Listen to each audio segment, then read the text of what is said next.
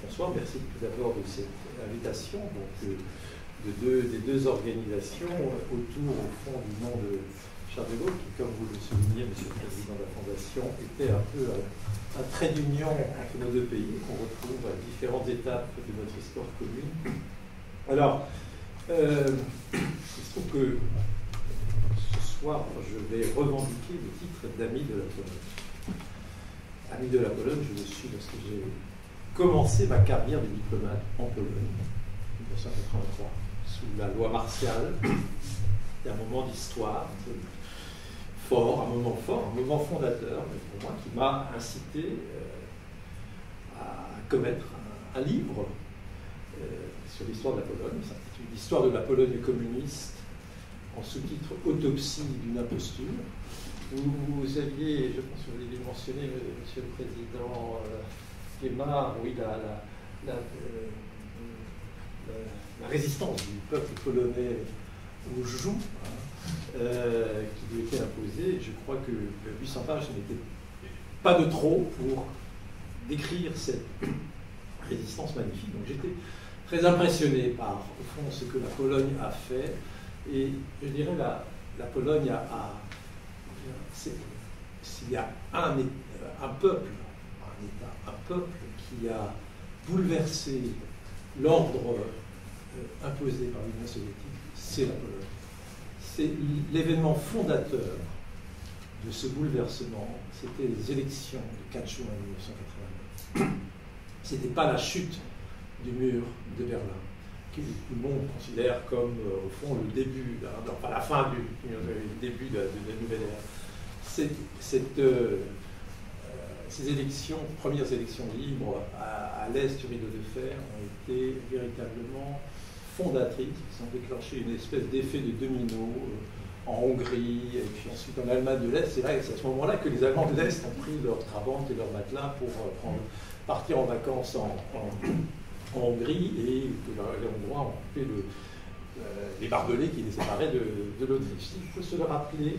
Et moi, je me le rappelle. Donc, je suis un ami de la Pologne et notre avenir de se parler avec franchise. Donc, je serai très franc ce soir. Je vous dirai ce que je pense, en étant libéré au fond du devoir de réserve qui s'impose à chaque diplomate, à chaque ambassadeur, en fonction. Je ne suis plus en fonction.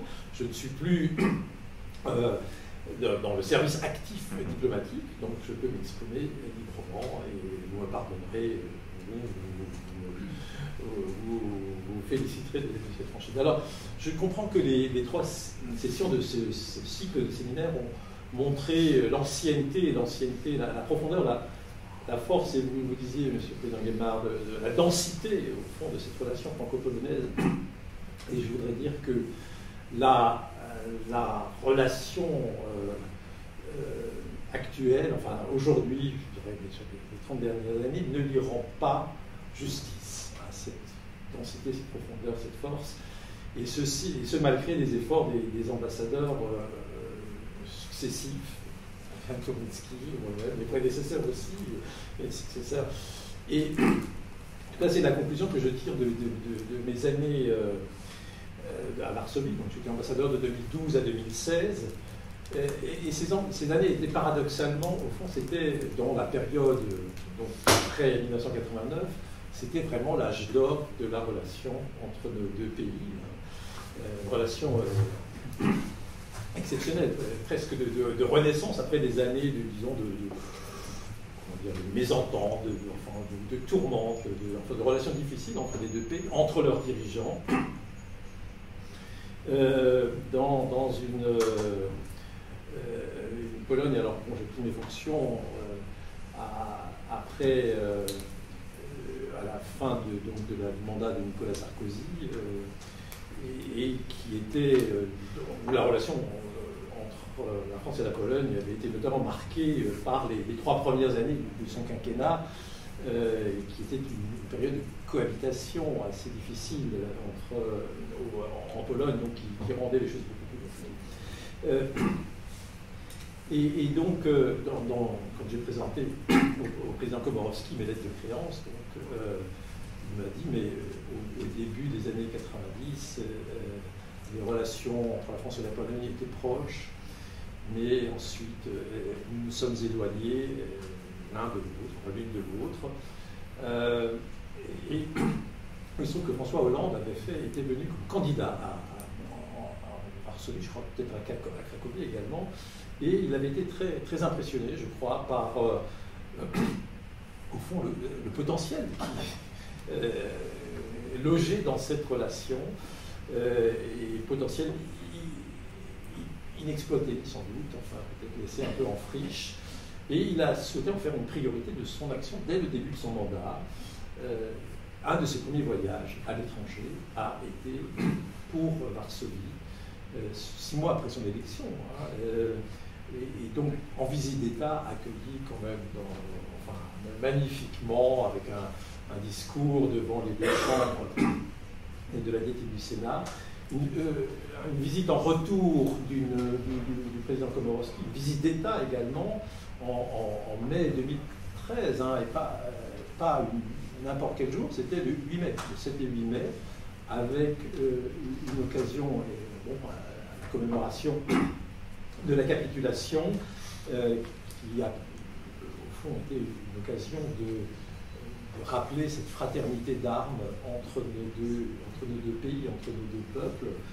Je me souviens que les Champs-Élysées étaient pavoisés, vides et pavoisés des 2 drapeaux tricolores et bicolores polonais. Donc une relation très, très forte, très, très intime, une relation de confiance. Moi, ce que j'ai ressenti dans mon quotidien, c'est que chacun avait fait l'effort d'aller au-devant de l'autre, et ça s'est traduit par un ensemble d'avancées sur différents terrains, la défense et la sécurité, la politique agricole commune, on n'y pense pas, mais la communauté d'intérêt entre nos 2 pays nous a conduit à faire barrage aux tentatives de certains États qu'on appelait déjà les frugaux à l'époque, de couper, enfin de réduire le budget de l'Union européenne, et nous avons fait alliance avec la Pologne pour obtenir le meilleur budget possible, dont la Pologne a été le grand bénéficiaire, et la France également, par d'autres enveloppes.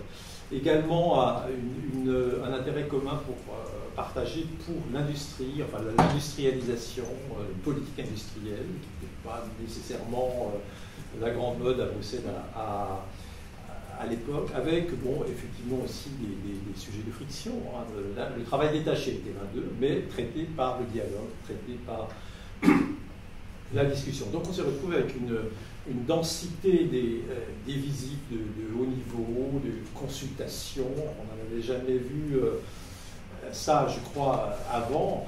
Je ne connais pas une comptabilité précise, mais les 2 ministres de la Défense, dans les années entre 2012 et 2015, se sont rencontrés en bilatéral 22 fois sur un grand nombre de projets. Et par exemple, excusez-moi,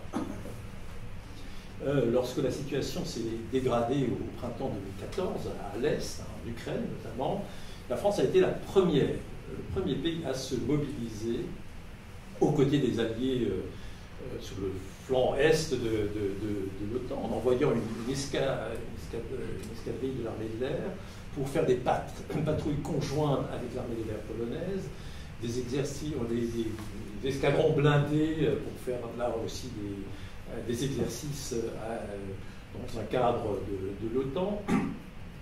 La Pologne a participé, il faut le rappeler aussi, sous pavillon européen, à la formation des militaires au Mali. Enfin, on a différentes actions conjointes qui forment vraiment un tableau tout à fait remarquable. Il y a une chose qui est malheureusement rapidement oubliée. Le président de l'époque avait hérité d'un projet de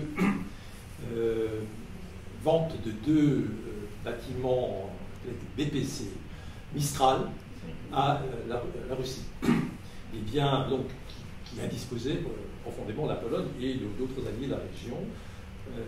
Hollande a pris une décision difficile et courageuse d'annuler cette vente. Bon, souvent dû rappeler à nos amis polonais ce que ça signifiait. En termes, c'était un geste important dont l'importance n'a pas toujours été perçue. Nous avons, enfin, ce climat permettait d'avancer sur un projet de partenariat industriel entre la Pologne et le consortium Airbus, avec la mise en place d'une chaîne de production d'hélicoptères à Łódź, avec des usines, et pas seulement de montage, mais une insertion dans la chaîne de production d'Airbus qui est partie sous les meilleurs auspices lorsque Airbus, justement, a remporté en 2015, au printemps 2015, l'appel d'offres de l'armée polonaise pour des hélicoptères multirôles, donc en proposant un hélicoptère qui fait beaucoup parler, beaucoup couler d'encre, le Kawagan. Donc bref, une volonté de faire forte, une volonté forte de faire, qui s'était d'ailleurs déployée sur d'autres terrains, avec des sous-marins par exemple. Nous avions une offre là aussi de coopération industrielle, de transfert de technologie, de construction de Skorpen, avec une offre, bon, enfin à l'époque c'était du domaine public, mais c'était pas largement connu. La France avait proposé à la Pologne d'équiper ses sous-marins de missiles de croisière navale, ce qui est quelque chose d'assez exceptionnel, qui ont une valeur dissuasive, enfin, on n'entre pas dans les détails, mais une valeur dissuasive forte vis-à-vis de tout agresseur potentiel. Et cette offre avait été faite à la Pologne, donc d'installer, enfin, de construire ensemble ces sous-marins et d'y installer ces missiles de croisière. Il y avait donc là un terrain sur lequel on pouvait bâtir une relation forte, durable, une relation équilibrée. Et hélas, toutes ces perspectives ont été remisées au magasin des souvenirs, si j'ose dire, en tout cas pendant un certain temps, puisque dès 2016, lorsque le gouvernement, donc issu des urnes en octobre 2015, le gouvernement de Mme Szydło, puis aujourd'hui Morawiecki, le Parti droit et justice, a décidé d'annuler l'appel d'offres régulièrement gagné par Airbus, donc rendant caduc ce projet de partenariat industriel. Ce dédit a évidemment créé une crise de confiance que je connais. Je n'étais plus à un poste à l'époque. Enfin, mon successeur qui a dû apprendre cette nouvelle. Grave crise de confiance entre la France et la Pologne. Le résultat aujourd'hui, c'est que la Pologne a dû payer une indemnité de dédit de 18 millions d'euros, mais surtout c'est que l'armée polonaise, qui avait besoin de ces 50 hélicoptères de multirôle, n'en dispose toujours pas. Et les pilotes polonais continuent de voler sur les hélicoptères soviétiques de l'époque, je ne sais pas quelle est leur cible. Aucune décision non plus de prise sur les sous-marins. Nous avions également, on m'avait dit que les discussions sur une coopération dans le domaine de l'énergie nucléaire étaient en phase terminale. Phase terminale, pas au sens médical du terme. Qu'elle était en phase terminale, voilà, les choses étaient presque plus. Rien n'a avancé pendant que j'y étais. Beaucoup d'occasions gâchées, je crois. Et 3 ans de relations véritablement, disons, fraîches, pour ne pas dire plus. Et le président Macron a fait le choix de ne pas en rester là. Et on a compris que bon, ça ne servait à rien de se regarder en chien de faïence. Et donc, à partir de 2019, a décidé de renouer, de rouvrir un peu les ponts du dialogue avec la Pologne, parce que la Pologne est toujours un partenaire important de la France, et n'a jamais cessé de l'être dans l'Europe, même pendant ces relations difficiles, d'où cette visite, disons, un peu de dégel à Varsovie avec Cracovie en février 2020, avec là aussi un cadre politique qui a été tracé, une déclaration sur la coopération en matière européenne, portant sur la sécurité et la défense, sur la politique industrielle aussi, avec des projets importants de coopération d'intérêt européen, notamment le grand projet de batterie lequel la Pologne est impliquée, un travail sur convergence sur les questions climatiques, sur la concurrence, sur la fiscalité, et aussi, disons, pour donner de la substance à cette relation régénérée, un retour à des relations normalisées avec des visites de haut niveau. On a vu assez souvent le Premier ministre polonais, le président de la République. Weimar également a été remis, le triangle de Weimar a retrouvé, le grand perdu des couleurs, a retrouvé une certaine vigueur. Mais bon, il reste des difficultés, il reste des difficultés sur l'asile et l'immigration, la solidarité entre États pour faire face à cette question de l'immigration. Aussi une convergence sur le climat avec un accord sur la taxonomie, la fameuse taxonomie dont nous avons tous entendu parler, donc qui inclut l'énergie nucléaire.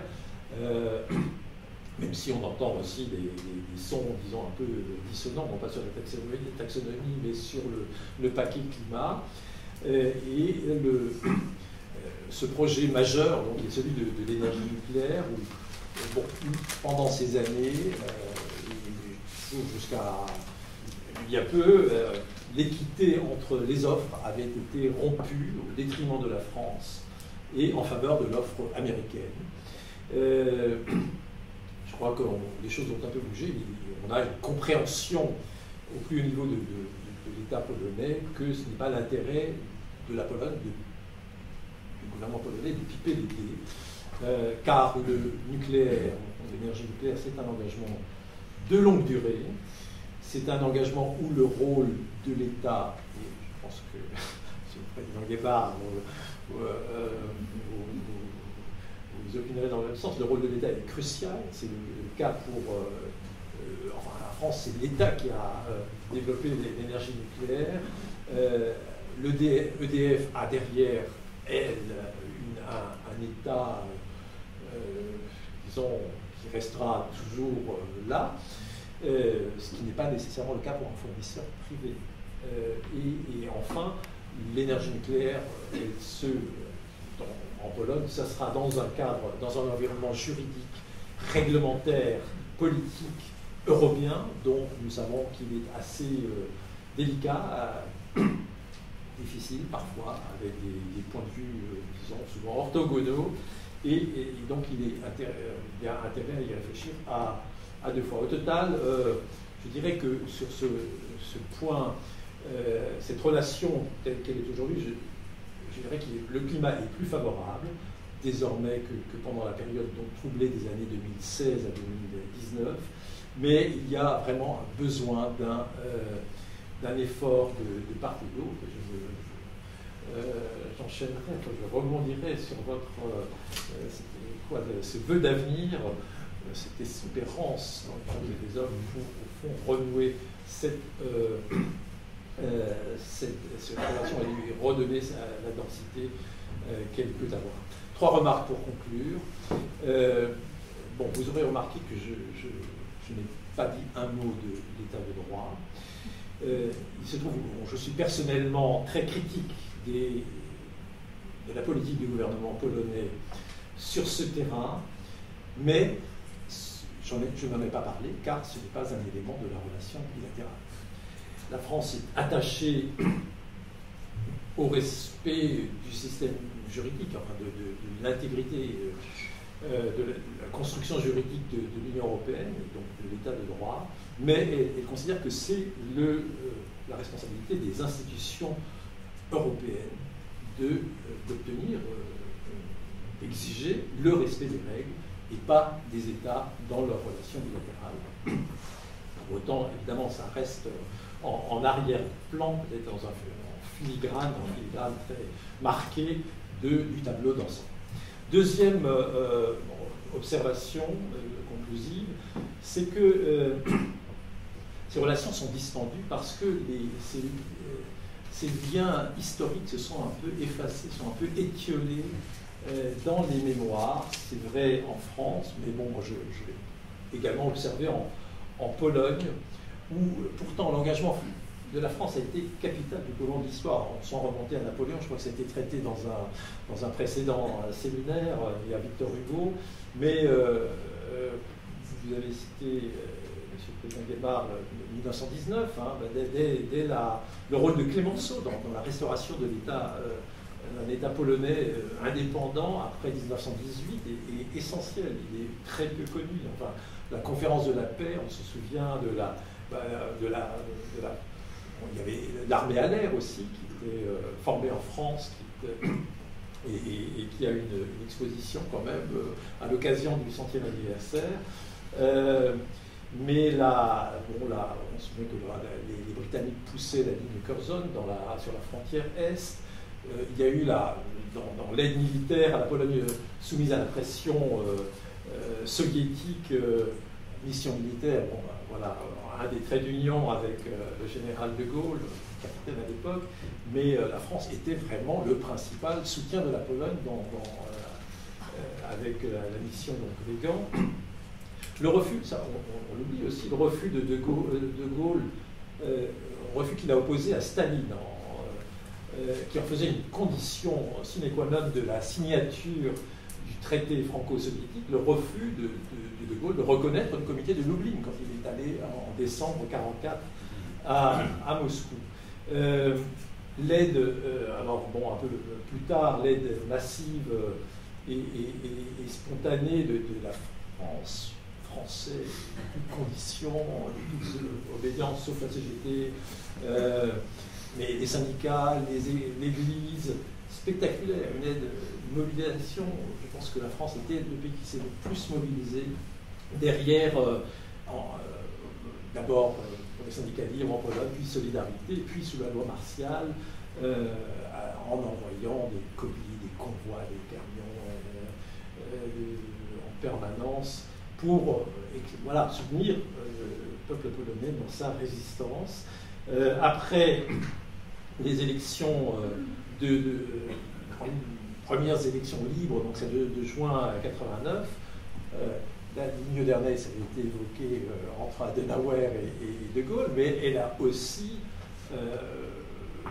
opposé François Mitterrand à Helmut Kohl, et dans des conditions assez véhémentes. Kohl était opposé il ne voulait absolument pas admettre le principe de la ligne de la frontière de la Pologne sur la ligne d'Ernest au moment de la réunification de l'Allemagne. Et Mitterrand a fait un point dur de sa relation. Bon, finalement, Kohl a cédé. Bon, c'est des choses j'ai dû organiser malheureusement, c'était le 13 novembre 2015, un colloque à Varsovie pour rappeler cet engagement de la France sur la ligne d'Ernest.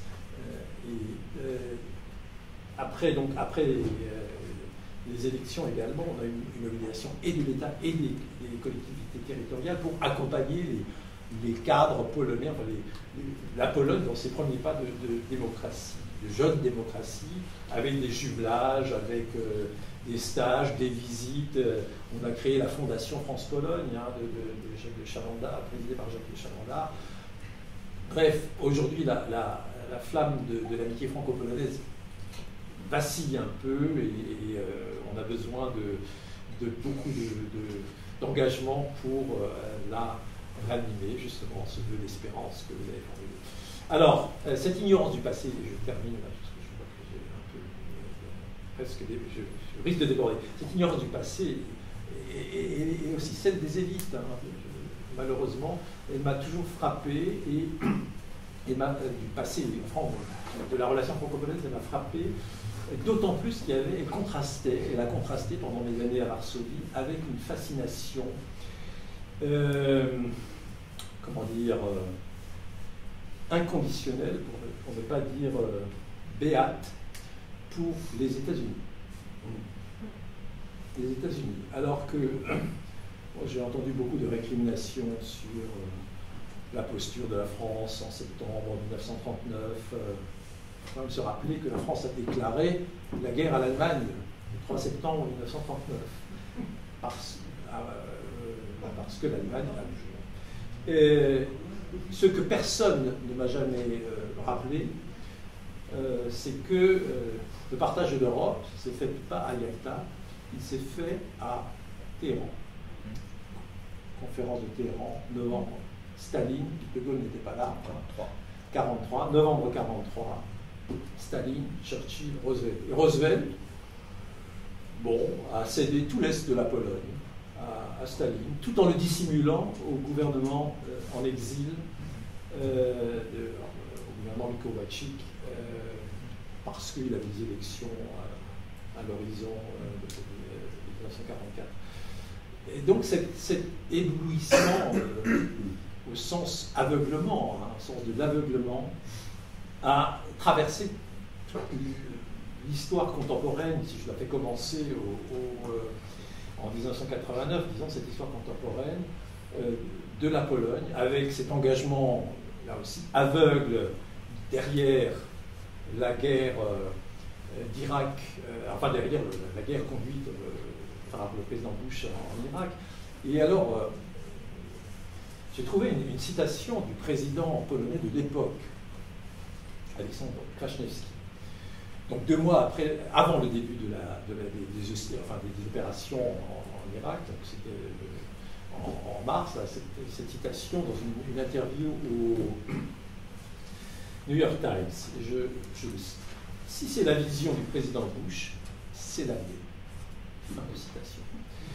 Alors, on aurait pu penser que ce dirigeant, ancien dirigeant communiste, quand même à haut niveau, très proche du général Jaruzelski, avait simplement changé de maître. Moscou, Washington, c'était finalement peut-être facile, mais j'ai retrouvé quand même cette martingale, cette trace, cette trajectoire. Après, on a eu les prisons secrètes de la CIA en Pologne, mais ce tropisme est resté persistant, écrasant même tout au long de mon séjour, que ce soit avec la plateforme civique qui a quand même fait un effort de rééquilibrage en direction de l'Union européenne. Il faut le temps, l'Union européenne, il faut... mais aussi avec le Parti droit et justice, où on a vu jouer sur tous les grands dossiers, et en particulier pendant l'ère président de l'administration Trump, qui avait été perçu pas seulement à Budapest, mais aussi à Varsovie, comme une sorte d'épiphanie. D'ailleurs, Trump lui-même s'était rendu à Varsovie pour rendre hommage à la Pologne comme étant exemplaire de la défense de la civilisation occidentale. Alors, il ne s'agit pas de faire de l'anti-américanisme. Moi, j'ai passé 8 ans aux États-Unis comme diplomate, je garde une vraie amitié pour ce pays, mais il faut, je crois même, dresser le constat d'une espèce d'automatisme qui me semble être un obstacle à une pensée véritablement autonome. Et je pense que le débat d'idées que nous devons avoir entre nous sur l'avenir de l'Union européenne, et je pense que la Pologne doit être un acteur important de cette discussion, doit s'abstraire de cet automatisme. Voilà, chers amis, ce que je souhaitais partager avec vous. Merci de votre attention.